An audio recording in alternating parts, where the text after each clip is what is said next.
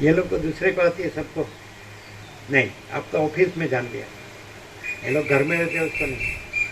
अच्छा, वो लोग मराठी बोलते हैं घर में ऐसा।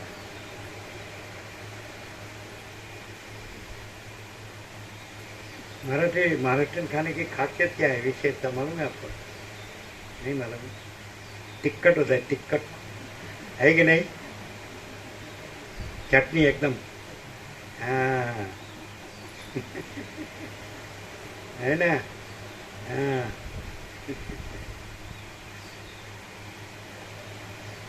आपको लेना है, ले दो इसको। सुशील बाबू कहाँ गए? अच्छा, आपको ले देंगे। अरे बाद में क्या, आप ही ले लेंगे। अब सब पाँचों पाँच आ जाओ, इधर बैठ जाओ। सुशील बाबू एमना मोबाइल में लई लो, एमनो 5-6 जन। आप बैठ जाओ, आप आ जाओ सब। उसकी फ्रेम बनाना मस्त। आपने 2015 और 2017 का आनंदी का पढ़ा है क्या? 2000 सुना है क्या? 2015 2017 आपने सुना है क्या? हिंदी में है तो यहाँ बैठ जाओ, एक सामने उसके सामने बैठना।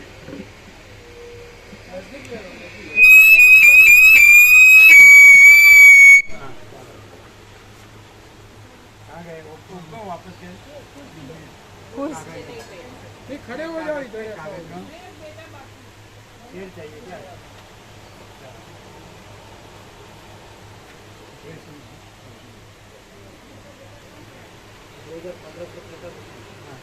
आपके साथ जो ज़्यादा आपको खाने के लिए हम आए थे आपके साथ में। वो बेटा कहाँ गया?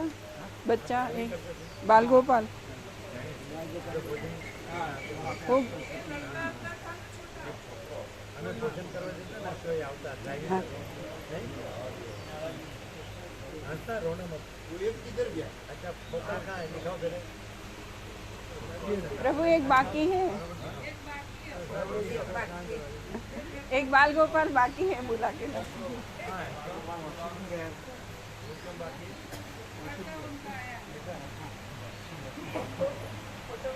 वॉशरूम में जाके लो। आने दो, उसको आने दो।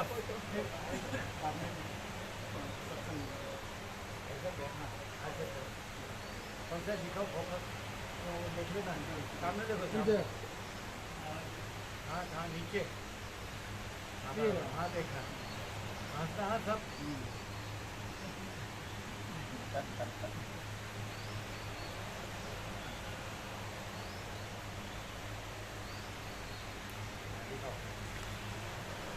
बराबर, वाह, फोटोग्राफी करता था ना। अरे ऐसा होना चाहिए ना। वो सुकाड़े प्रभु, राजू प्रभु सुकाड़े है ना। Always right.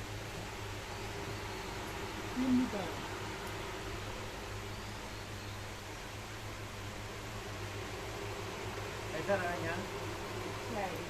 बहुत बहुत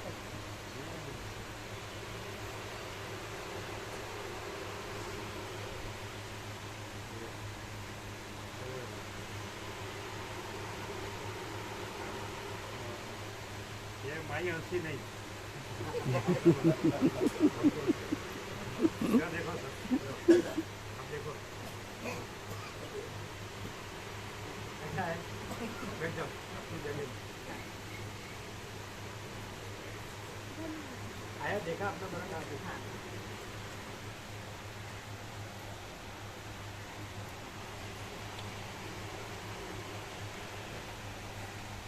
અમે જમવા જઈએ ને તો ડ્રાઈવ કરતા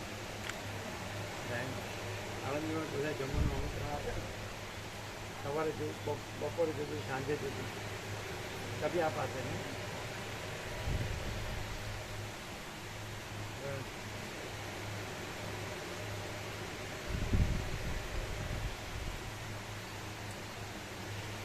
बहुत लोग आते थे ना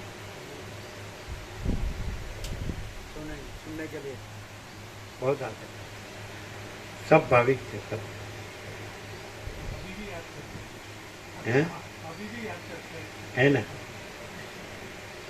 और सेकंड फ्लोर पर आते थे और 75 इयर्स के बुजुर्ग थे, 85 इयर्स के बुजुर्ग थे, वो दोनों भी आते है ना। हाँ तो क्लियर हो गया आपको, है ना। अभी लेंगे, है ना, ठीक है। परम चिदाकाश, हाँ पहले एक बाकी रह गया उसका।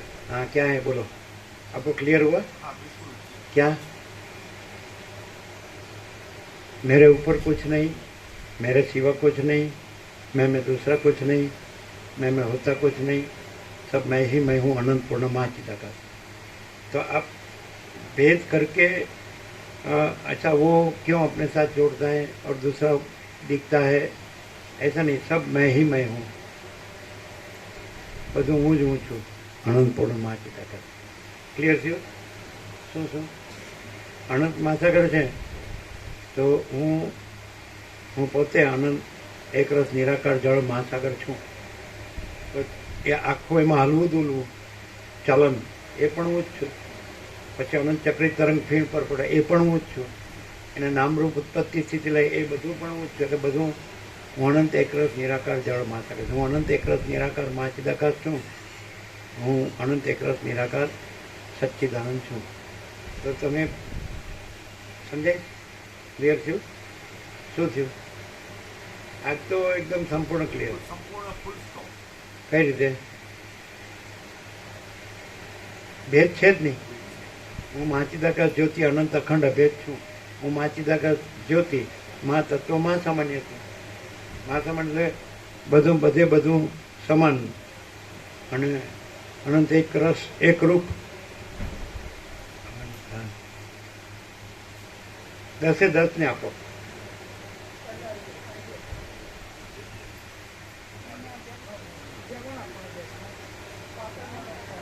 આંગળી ઊંચી કરો, પાટણવાળા તમારે છે? પછી આળંદી વાળાને આપો, બધાને આપો। ચાલો હવે આજ તો ફૂલ સ્ટોપ આવી ગયો ને।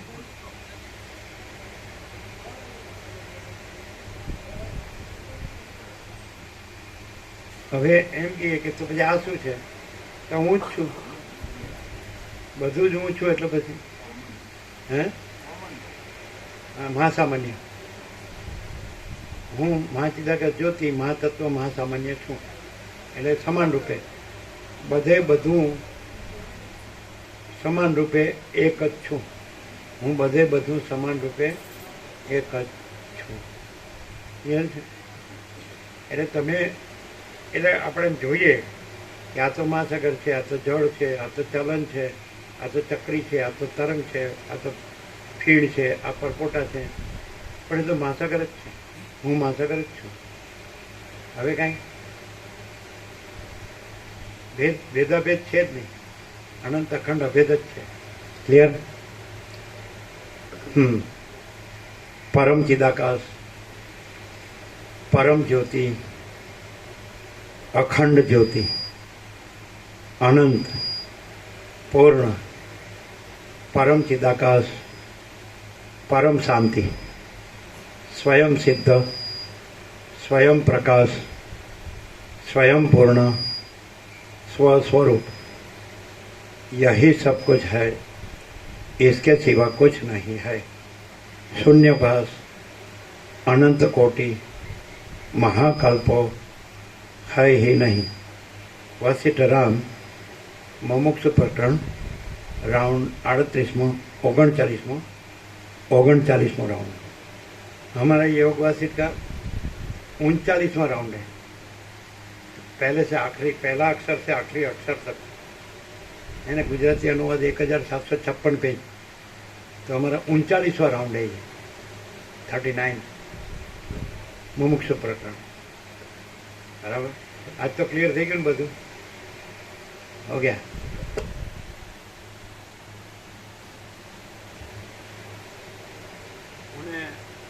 મને ઓળખવાનું છે, જાણવાનું છે, અનુભવવાનું છે, મેળવવાનું છે કે હું સહજ છું અને અનંતપૂર્ણ છું। તુર્યાતીત કૈવલ્ય અનંત શુદ્ધ ચિદાકાશ છું। તુર્યાતીત અજરામર અખંડ અવિનાશી છું। है कि नहीं? તમને ક્લિયર છે શું છે આજનું નિત્ય નૂતન પ્રકાશ છે કે એક નિત્ય નૂતન શું છે? इसके माता पिता ने भी लाभ लिया, बहुत भाविक थे। उसके पिताजी उसको लाए तो उसको भी 27 साल हो गए। माता पिता पहले आए।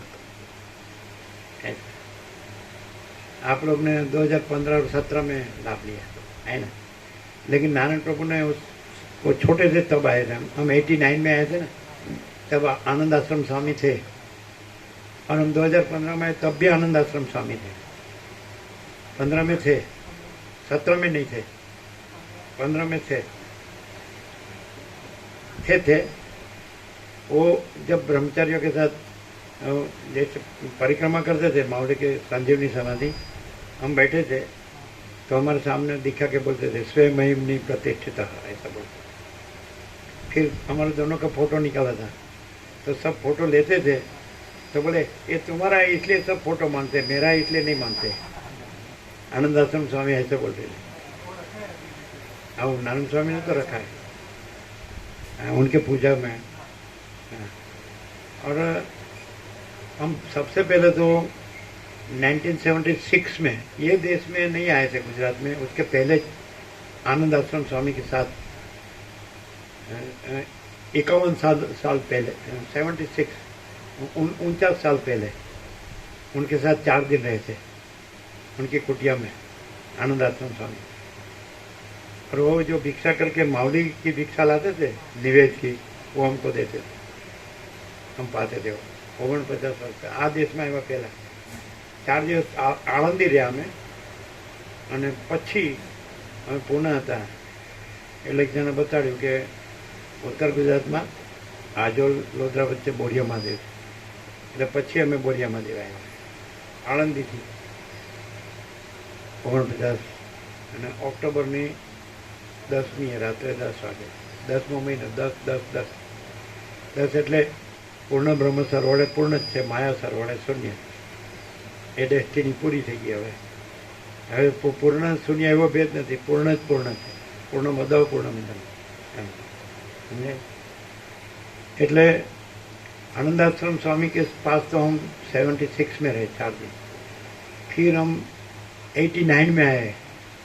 तो पहले तो ये लोग नहीं थे, 89 में आ गए थे वो नारायण स्वामी और भास्कर प्रभु नगर से, अहमदनगर। उन्होंने अपना डिस्पेंसरी मित्र को दे दिया, वो डॉक्टर थे। तो फिर बहुत लाभ लिया उसने। 89 में हम चातुर्मास किया। हम आषाढ़ शुक्ल द्वादशी को आए और भाद्र शुक्ल पूर्णिमा तक रहे। फिर 1 मास हम पंढरपुर रहे ऐसे। फिर हम पूरा महाराष्ट्र भी बीच रहे, केरला भी बीच रहे, सब वहाँ से। तो आके बैठ जाते थे। तब तो वो छोटे थे 89 में। तत्वबोध करो, तत्वबोध करो, तत्वबोध करो, ऐसे नारायण स्वामी लगे ही रहते थे हमारे पीछे। हम एकांत में रहते थे तो पीछे आते ही रहते थे। बहुत तत्वबोध हुआ। फिर 2015 में फुल हुआ 34 डेज। फिर 17 में हुआ 27 डेज। बहुत हुआ है ना।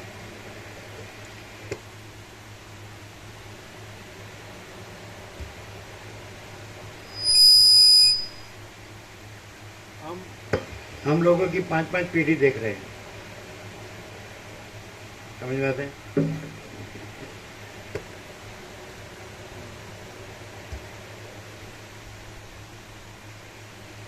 आद्य परब्रह्म सदगुरु देव की जय। ओम श्री परमात्मने नमः। सद्ग्रंथों शिरोमणि श्री योग वासिष्ठ महारामायण मुमुक्षु प्रकरण।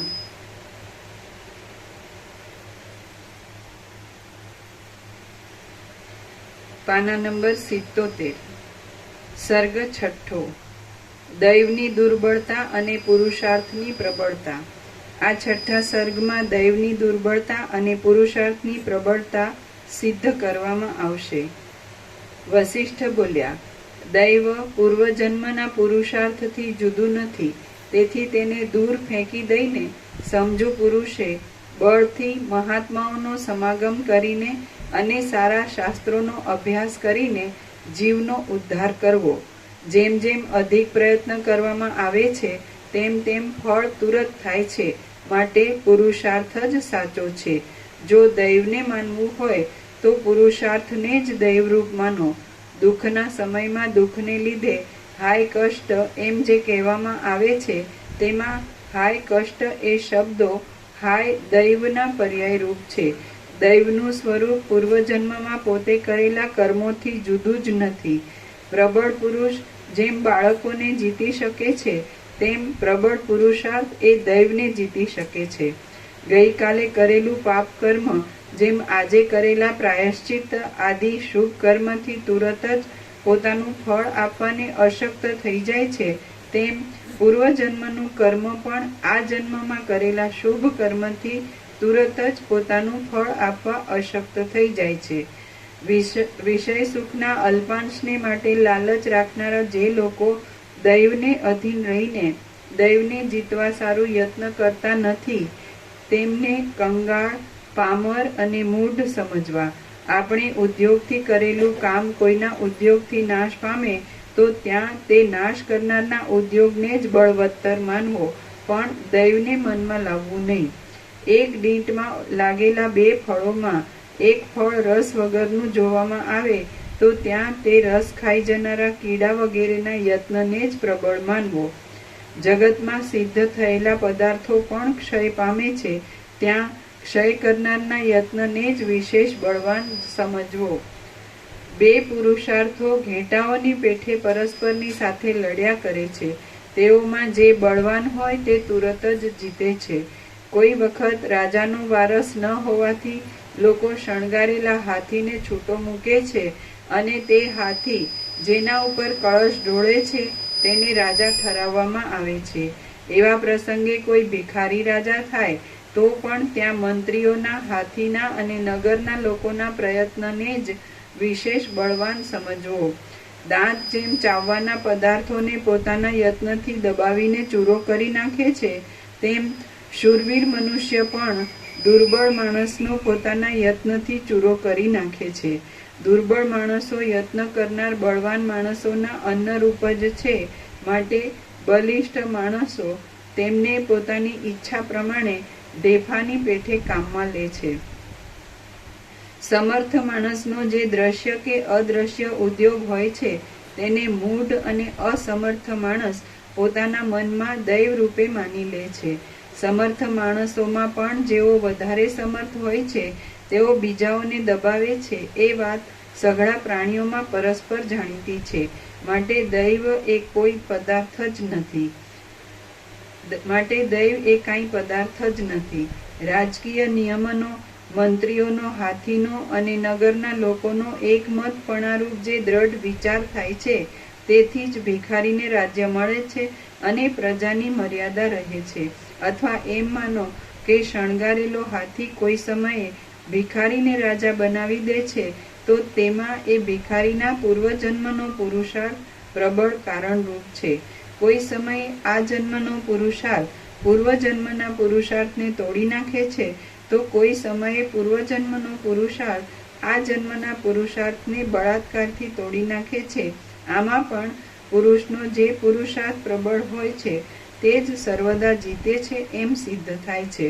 પૂર્વજન્મના અને આ જન્મના 2 પુરુષાર્થમાં આ જન્મનો પુરુષાર્થ પ્રત્યક્ષ હોવાથી તેને જેવો બળવાન કરવો હોય તેવો કરી શકાય છે. તમે એમ કહો કે જે તમે હું છો એટલે બધું જ છો, પરમ ચિદાકાશ પરમ જથ્યાખંડથી. તો પછી અમે આભાસ દ્રષ્ટિથી જોઈએ છીએ તો તમે આ દેખાવ છો, તો તમે જે છો એ કેવી રીતે જોવું? તો આ જે પ્રકાશ છે તો એ પ્રકાશ છે એ હું છે, અને આભાસ છે એ પ્રકાશ નથી. એટલે તમારી આભાસ દ્રષ્ટિ છોડો અને પ્રકાશને ઓળખો તો તમે હુંને ઓળખી શકો. તમે એમ કહો કે તમે અમને અમારી આભાસ દ્રષ્ટિ છે અને તમે અમને આ દેખાવ છો, તમે જે હું છો એટલે બધું જ છો. પરમ ચિદાકાશ પરમ જ્યોતિ અખંડ જ્યોતિ મહાચિદાકાશ સ્વયં પ્રકાશ સંપૂર્ણ પ્રકાશ પૂર્ણ બ્રહ્મ અનંત તેજ ઘન અનંત તેજ ઘન પરમાકાશ કેવલ આનંદ શુદ્ધ તેજ ગમ, પરમાકાશ અખિલ આત્મા પૂર્ણ બ્રહ્મ પરમાત્મા. તો એ અમારે તમને કેવી રીતે ઓળખવા? તો તમે આ પ્રકાશ છે એ અમે છીએ, અને તમારી આભાસ દ્રષ્ટિ છે એ કાંઈ નથી, અને એ આભાસ દ્રષ્ટિમાં જે દેખાતો આભાસ રૂપ છે તો એ પણ આભાસ રૂપે નથી, પણ હું રૂપે બધું જ છે. બધું રૂપ છે, આભાસ રૂપ પણ હું રૂપે હું જ છે. નિરાભાસ રૂપ તો હું છે જ, પણ આભાસ રૂપ પણ હું રૂપે, હું નિરાભાસ રૂપે જ, હું નિરાભાસ રૂપ જ છું. સમજે? હું નિર્ગુણ છું, પણ સગુણ પણ હું નિર્ગુણ રૂપે નિર્ગુણ જ છું. હું નિરાકાર છું, પણ હું સાકાર પણ નિરાકાર રૂપે નિરાકાર જ છું. હું નિર્વિકલ્પ છું, પણ સવિકલ્પ પણ હું સવિકલ્પ પણ નિર્વિકલ્પ રૂપે નિર્વિકલ્પ જ છું. સમજાય? તો હું નિરંજન નિરાકાર નિર્વિકાર છું. બરાબર છે? તો જે આભાસ દ્રષ્ટિ છે તો એ પણ હું રૂપે હું જ છું. હું ભિન્ન કંઈ છે જ નહીં. નથી કહેવાતું? એટલે જે દ્રષ્ટિનો ભેદ છે કે ફેર છે એ હુંમાં નથી, તો બધું હું જ હું છું. સમજે છે? અનંત પ્રકાશ, અનંત આનંદ, અનંત શાંતિ. ક્લિયર છે? એટલે હુંને ઓળખવું હોય તો આ પ્રકાશ છે તો એ હું છું. તો હું કેવળ આનંદ સંપૂર્ણ મહાચિદાકાશ છું. હજુ તમે આભાસ દ્રષ્ટિ રાખો તો પણ એકચ્યુઅલી હું જ છું, પણ તમને આભાસ દ્રશ્ય દેખાય, પણ એ હું અપરિચ્છિન્ન પરમાકાશ પરમ ચિદાકાશ છું. તો એમાં જે પરિચ્છિન્ન દ્રષ્ટિ અને દ્રષ્ટા દ્રશ્ય છે તો એ હું અપરિચ્છિન્ન પરમાકાશ પરમ ચિદાકાશ જ છું. હું ભિન્ન કશું છે જ નહીં. સમજાય? એટલે તમે પરિચ્છિન્ન દ્રષ્ટિથી જુઓ તો પણ હું જ છું. અપરિચ્છિન્ન તો હું છું જ. સમજાય કે નહીં? એટલે તમે ભેદથી જુઓ તો પણ હું અભેદ છું. અભેદ તો હું છું જ. ખ્યાલ? એટલે તમે કોઈ પણ રીતે જુઓ તો હું જ હું છું. બધું ક્લિયર થાય? ઓકે.